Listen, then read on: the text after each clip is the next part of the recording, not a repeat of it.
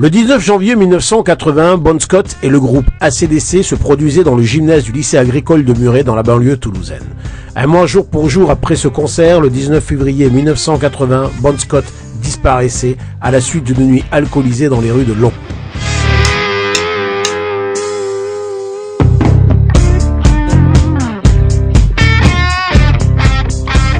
Ce 19 janvier 1980, de l'autre côté de la Manche à Muret, 6000 personnes se bousculent pour assister au concert du Highway to Hell French Tour du groupe AC/DC. Le groupe australien, emmené par son chanteur Bon Scott et son guitariste Angus Young, est à son apogée. En effet, 6 mois auparavant, l'album qui deviendra le mythique Highway to Hell est propulsé en tête des charts partout dans le monde. Pour ce premier passage à Toulouse, le groupe était programmé à l'époque au parc des expositions construit en bordure de Garonne. Seulement voilà, ce week-end de janvier 80, avec la neige, le parc des expositions accueillait aussi le Salon du Chat. En urgence, les organisateurs se rabattront à Muret où le lycée agricole de la ville mettra à disposition son gymnase. 6000 personnes braveront le froid, la neige pour assister à ce concert mythique avec, en première partie, le groupe Océan.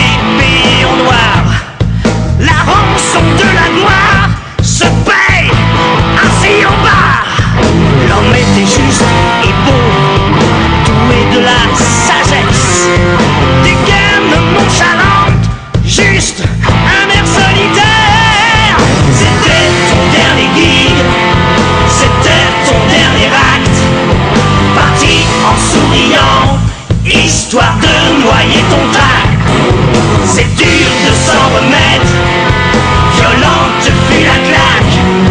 C'était ton dernier gig, c'était ton dernier acte.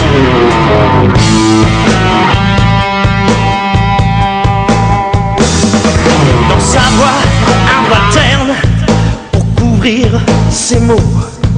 Il avait tout pour lui, l'ambition des héros. On discutait souvent et moi je lui fais ces mots. Pas tout à fait seul, le blues dans la peau. C'était le contraire des stars, bon fixe matin et soir. Les murs de la cité résonnent à ses décès. Le frisson des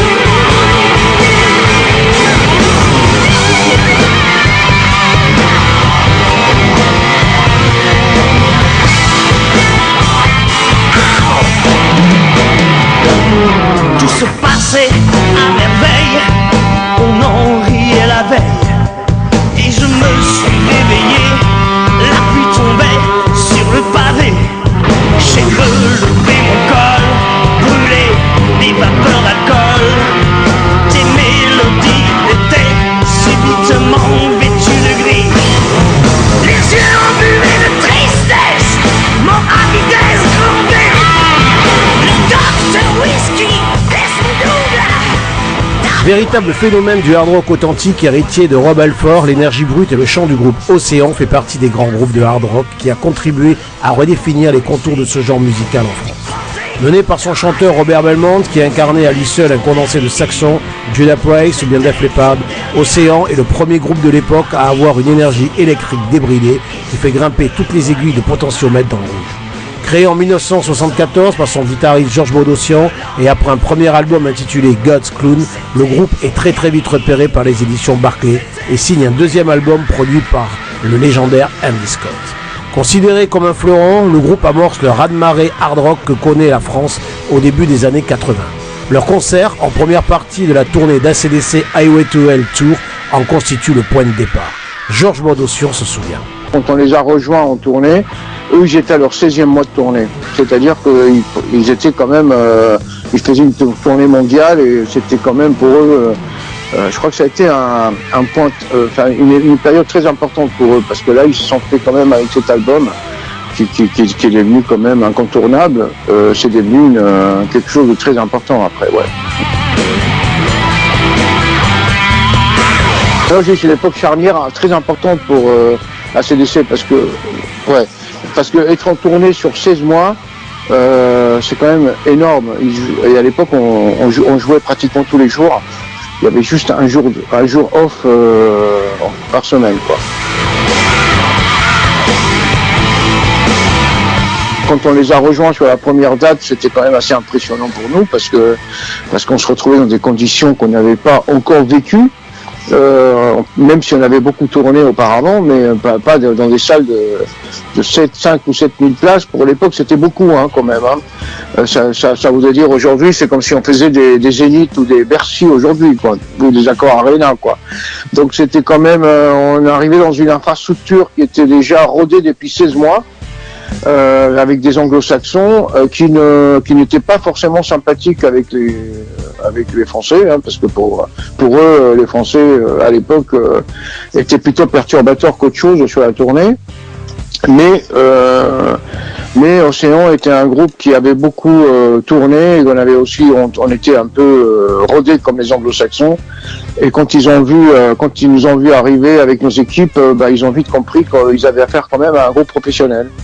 Et donc on a établi des contacts plutôt sympathiques dès la première date, même si c'était un round d'observation un peu, quand même, parce que c'est pas évident de s'ajouter sur une tournée et faire des premières parties, ouvrir pour un groupe qui a vraiment déjà une grande reconnaissance. Ils sont dans un mécanisme qui est rodé.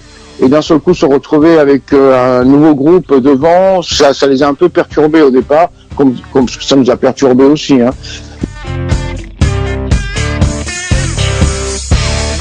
Le premier jour, on les a pas beaucoup vus parce qu'en fait, ils faisaient pas de balance. Ils venaient juste 10 minutes avant la fin de notre set.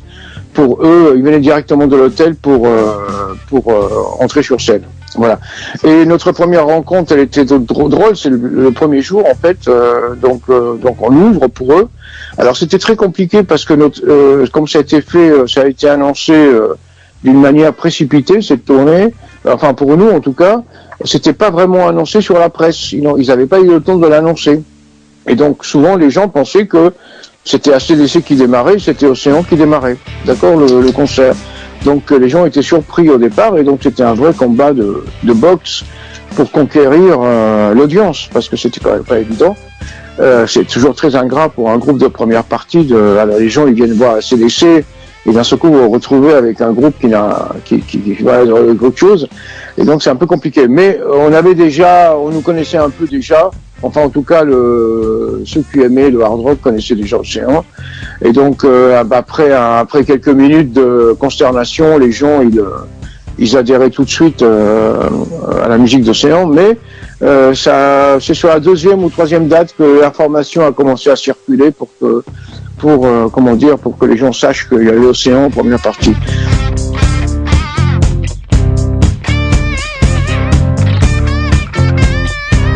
Donc notre première la première rencontre avec Bon Scott, je me souviens très bien, j'étais en train de jouer sur scène, on est arrivé à la fin de notre set et je me retourne sur ma droite et je vois derrière, sur un côté du backstage, Bon Scott qui me fait un signe de la main.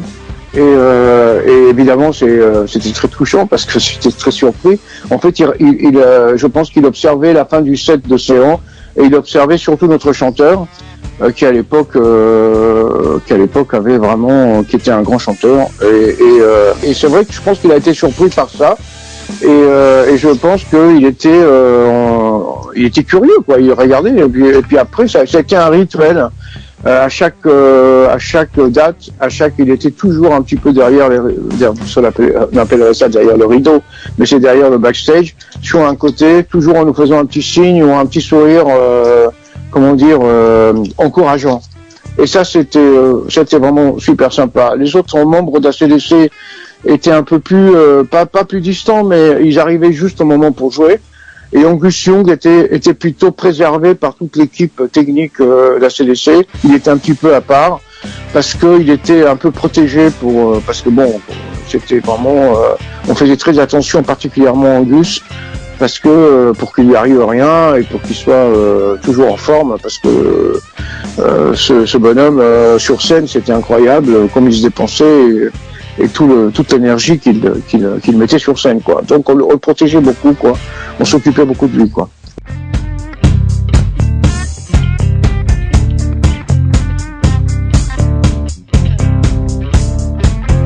Alors déjà, avec ACDC, on n'était pas dans les mêmes hôtels. Donc on pouvait pas vraiment se retrouver après le concert. Et puis eux, de toute façon, ils étaient réglés comme des vraies machines, puisque quand on est, sans nous on l'a vécu après, quand on est sur des tournées qui sont assez longues, la seule chose qu'on souhaite après le concert, c'est de rentrer chez soi. C'est-à-dire chez soi, c'est l'hôtel. Et pour pouvoir se reposer, être en forme pour le lendemain, où souvent il faut partir très tôt. Et donc ils avaient quand même une certaine discipline de vie, quoi, enfin sur le tour. Il faut pas oublier encore une fois qu'ils étaient quand même à leur 16e mois de tournée, quoi. Donc c'était quand même c'est pas évident de jouer tous les jours, être en forme tous les jours. Et à un moment, on ne souhaite que de rentrer chez soi et d'être tranquille. Voilà.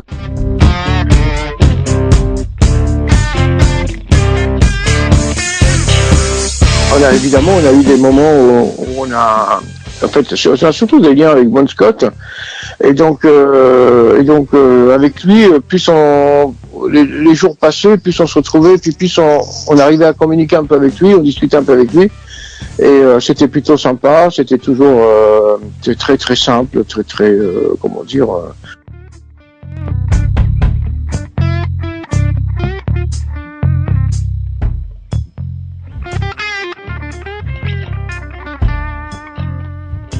Il avait l'air très simple, très naturel, pas aucunement rockstar. Et on pouvait l'approcher et puis nous avons même souvent on partageait un verre avec lui. Enfin pas au début, mais sur les dernières dates, on le voyait souvent dans nos loges. Il venait nous faire un petit bonjour, il nous mettait quelques bouteilles dans nos loges. Et puis il parlait pas français. Nous, on parlait pas très bien anglais. Robert, notre chanteur, ne parlait pas anglais. Mais ils arrivaient quand même à s'entendre. Et on les voyait souvent tous les deux en train de discuter. On se demande souvent de quoi ils parlaient. Mais en fait, ils arrivaient quand même à s'entendre et à se comprendre. Bon, c'était pas non plus les discussions d'une heure ou 2 heures ou 3 heures. C'était des échanges le temps de boire un verre et des échanges d'un quart d'heure.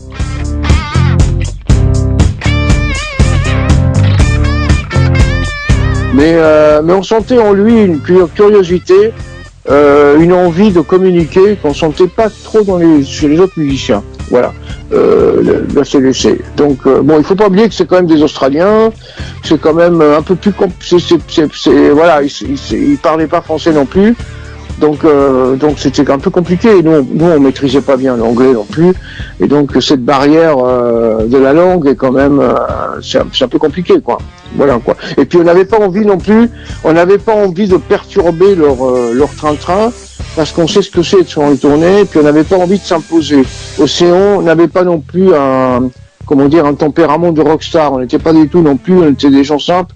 Eux, ils étaient des gens simples, et on a fait une relation peut-être brève, mais simple et sympa et très cordiale, quoi.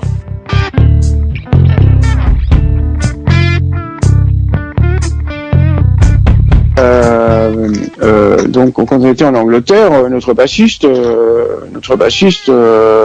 rencontre le tourneur et la production d'ACDC. Le producteur, c'est lui qui décide tout pour ACDC. Évidemment, le fait d'être passé, parce que quand on a fait le dernier album, on est resté quand même un mois et demi à Londres. Donc forcément, quand on est dans le milieu du hard rock, on rencontre des gens importants. Et donc, et là-bas, le milieu du hard rock à cette époque-là, c'était leur show business à eux, quoi. C'était la variété chez nous, quoi. Donc c'était voilà, tout le monde se rencontrait, tout le monde, voilà. Et à l'époque-là, il nous avait proposé, il avait dit comment faire pour décoller pour Océan. Ben c'est simple, il avait dit vous venez en Angleterre avec une version anglaise, vous chantez, vous faites l'album que vous venez de faire, une version anglaise de cet album-là, et on tourne dans le monde entier, et je vous fais tourner dans le monde entier. Et vous partez en tournée dans le monde entier, vous allez voir, ça va décoller. Et donc on est rentré avec cette perspective-là.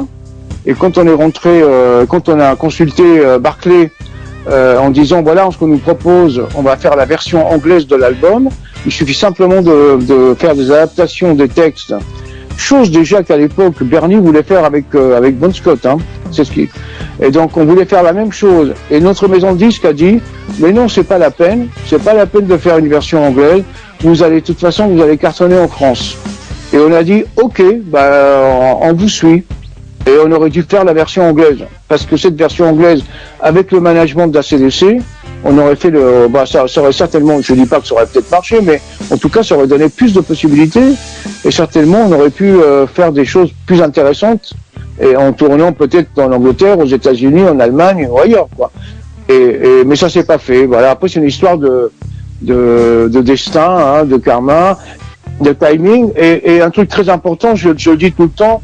Il faut être là à la bonne heure, au bon moment, avec les bonnes personnes. Et je crois qu'on a toujours été soit un peu en avance, soit un peu en retard. Et alors que Trust a été pile poil avec Antisocial, et Téléphone a été, et on les a bien vécus parce qu'on se connaissait tous.